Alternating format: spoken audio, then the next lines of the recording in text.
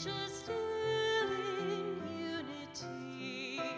Let us bring the gifts that differ, and in splendid varied ways sing a new church into being, one in faith and love and praise.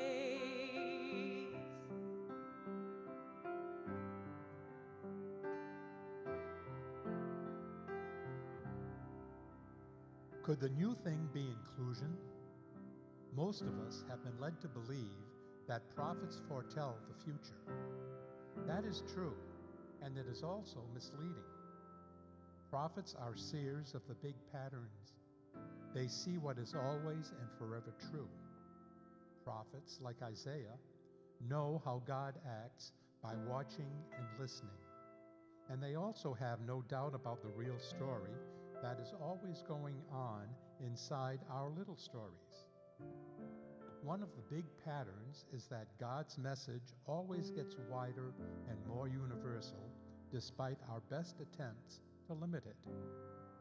So when 3rd Isaiah talks about Yahweh creating new heavens and a new earth, and delight and rejoicing, the passing away of weeping and crying, or the extended life of a man, he is not so much talking about concrete particulars as he is talking about universals, the big things that are always true. It seems that ancient peoples had a larger sense of history and truth than we do.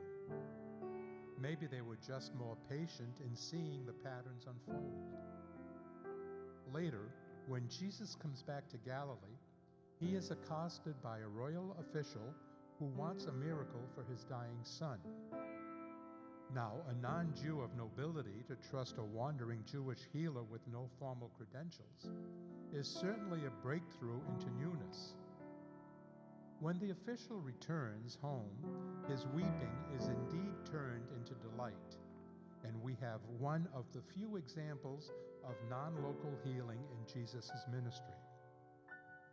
There is no mention of any checklist of beliefs, no correct loyalty systems, no asking whether the royal official is in his first marriage or whether he has made a good confession of his sins.